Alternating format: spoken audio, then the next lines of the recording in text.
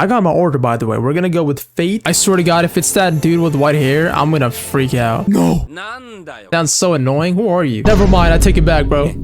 YouTube, welcome back to another Fate series video. So far, we have seen the short meme version of trying to understand Fate. We've also seen the 30-minute version by Giga, but we still couldn't get a perfect order. However, this video got recommended to me called Fate series watch order in 5 minutes. Fate series watch guide. I'm hoping this is going to be the last Fate series guide watching video, so I can finally start the anime. And if you're interested in that, hit the sub button down below and also check out my Patreon. Let's just get right into this. Shout out to Otaku Den, by the way. Stay Night is because the story is so good you can basically binge watch it the whole night. But while you're watching it, you'll get a lot of different questions. The biggest question is, where the hell do I start watching all this? So in order That's what I'm saying. Here's the perfect watch order to start the series. The perfect? Okay. The countdown begins. Come on, man. The movie trilogy came to a successful harem conclusion. Let's see how you should get started on the main Fate story. All right, so that already answers one of my questions. Was Heaven's Seal a movie or like a season type anime? But I think it's a movie, probably a 3-part. We don't know. Let's carry on. First, start watching Fate Zero. Fate Zero tells the story of the Fourth Holy Grail War. Oh, it's by Ufotable as well. Yo, that's already such a W start because you can never go wrong with Ufotable animations. This came out in 2011. I like how this person put the year of the release date because from all the Fate series videos I've seen, they don't have the year and it kind of makes it even more confusing. So seeing the year of its release kind of makes it a bit more easy to understand the order of when it was at least released. Where 7 masters fought amongst each other for a Holy Grail. Each master got a servant and all of them won the Holy Grail. This story is written by the same guy who wrote Psycho-Pass, so expect a lot. Wait, Psycho-Pass is one of my favorite animes of all time because it was one of the first ones I've ever seen. The first one being Naruto Attack on Titan and then Psycho-Pass, and oh my god, it was one of the most underrated anime at that time at least, so I did not know this fact. A lot of philosophical concepts plus a tragic ending. Now that the prequel is done, I love that. Let's move on to the original trilogy. This is the trilogy based on the original Fate Stay Night visual novel and faithfully adapts the source material. Faithfully adapts. What was that? Based on the main hero. Hold on a minute. First is Saber, who is a reincarnated version of King Arthur. The first storyline follows 2006. Sorry for pausing once again. It says Fate Stay Night, Dean 2006. Now I did get a couple of comments in one of my last videos where I was trying to understand the Fate series, where people were saying stay away from Dean. You gotta just go for Ufotable. Forget about Dean. Is that really true? You guys can let me know. This person has it included, so we'll see. The main heroine. If you want to know what the romance looks like, it basically goes into something like this. I was a boy in my past life. Nobody cares. I'm unsheathing my Excalibur. Is this real? Next, we have the second route, the Unlimited Blade Works route. This route has been adapted by Studio Unlimited Dean Blade as Works, a movie and by Studio Ufotable as a 26-episode long TV. Oh, that's why I get confused. So we have a movie version by Dean and a season type anime version by Ufotable. Now, if I had to pick one, I'm only familiar with Ufotable, so, you know, the animations would probably be better in that. But is the movie even worth watching, guys? Like, can I just watch the movie for fun, I guess? How long is it, you know? Adapted by Studio Dean as a movie and by Studio Ufotable as a 26-episode long Ufotable? Wait, I thought it was Ufotable. Is that in the Studio Dean version, you've got animation with 3 frames per second, and in the Ufotable version, you've got animation so great you can basically hear animators crying in the distance. It's beautiful.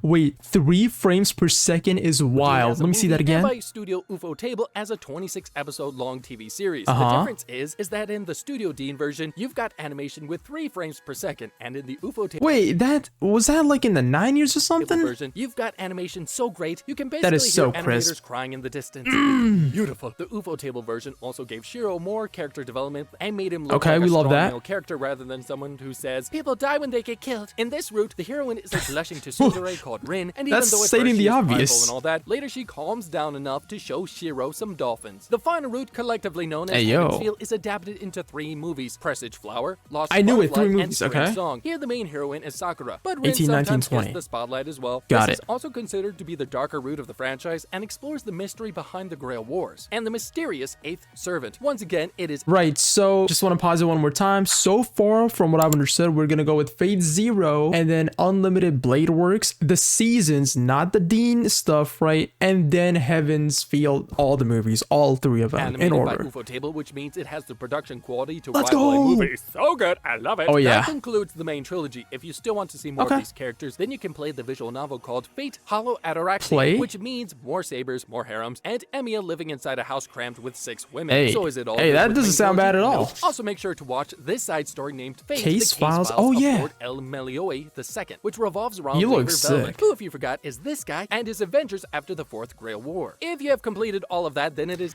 Bro's looking like Orochimaru. spin-offs and alternate universes. Personally, I think the best spin-off to start would be Fate Apocrypha. It has the That's one of the most recommended ones in the comments as well. same battle royale theme, but with 2 main factions named Red and Black. So if Fate's Day Night was like that individual assignment you get at school, Fate Apocrypha is like group work with all your friends. And as we all know, those don't end well. Soon masters start fighting each other, new secrets are revealed, you've got a new servant class, more dragons, overpowered fights, Karna being best servant forward, class sounds and all ending cool. in this climactic conclusion. After Fate Apocrypha, the next closest thing to a battle royale would be Fate Grand Order. This series is adapted Isn't that a video game? by the famous mobile game, and we have a master and servant The gacha game. various time periods in human history to Which you guys have been telling me not to get into. so the future can be saved. Yup, it's Avengers Endgame, but with more servants, Let's more go! battle royales, and more awesome fights, which is awesome. You can start by watching the Grand Order movie and then watch Absolute Demonic Front Babylonia, or Okay, wait. The FGO First Order in 2016, and then the FGO Babylonia. I see. I haven't heard of the first one, but I have heard about Babylonia a you lot. can watch the movie, play the game to understand the story, and then watch Absolute Demonic Front Babylonia. You can choose the second option if you have enough time, but if you want to save time, then the first option is much better. Next. So what I'm seeing with these versions of FGO, I'm not seeing much Lancer or Archer, you know, those cool hot dudes. We haven't seen them. Is it because they have different characters for each Fate, I guess, series or season, or I guess even a universe? Or is it the same people, but they're kind of different, but they look the same, you know what I mean? Next, we have Fate Prisma Ilia, which is a series happening in an alternative universe where the Grill War Is this the weird lolly and the one? masters turn out to be cute girls. Ilia is the main character of this story, and this time Yeah. Lynn and her rival Luvia act like 10-year-old rebellious teenagers. Yeah, bro, I'm rather than good. acting like main characters. This series has Wait, 3 who is that, seasons, though? An OVA plus a movie. First watch the 3 seasons in order, then watch the movie, and finally get to the OVA. Now, if all that is done, So, don't forget is this about important, Fate Extra though? Last Encore. This, I believe, is the weakest among I'm gonna save my works question. because it felt dragged and boring compared Last to the other Encore. Fate series. Don't fret because you've got Emperor Nero, who's an active and energetic saber who has a tendency to say ooh-woo. So, Okay, is this where it came from? Nope. We've How got it became 2 other mainstream? extra series. This takes a comedic spin More? on the original Fate series and happens in an alternative universe. One is the famous parody known as Carnival Phantasm. Carnival? where Oh, all yeah. characters of Remember the that. Typhoon universe are thrown into this parallel. Isn't this the one where pretty much every single character is in one universe or anime, and then they're just kind of having fun doing their own thing?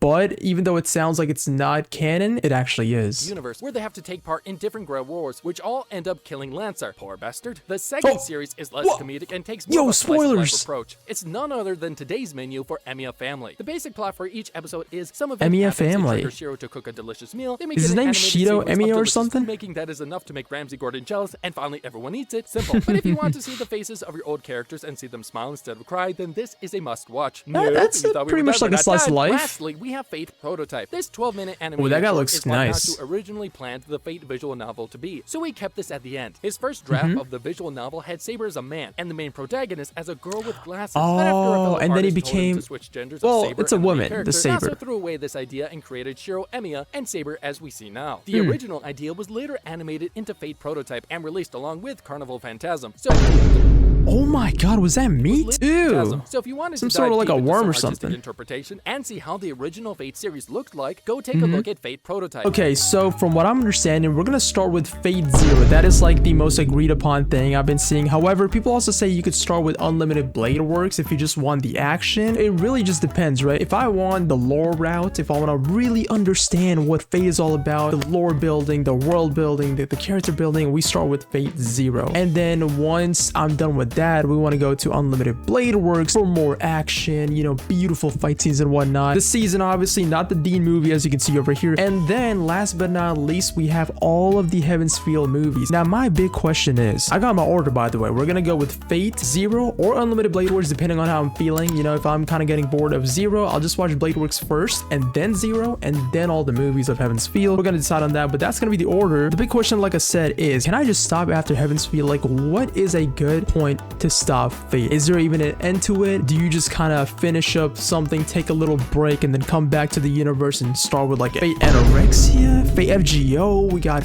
Fate Extra, whatever, Extra Series, Fate Prototype and whatnot? My understanding, I think Zero, Unlimited Blade Works, and Heaven's Feel movies is like the main gist of the Fate universe, or like the core stuff that you really want to experience, at least if as an anime fan. If you did enjoy this video, leave a like down below. If you want to see some more Fate content on this channel, subscribe to the channel as well. You can check out my Patreon. I will be uploading my full uncut reactions over there. So yeah, I'll see y'all over there. Bye-bye.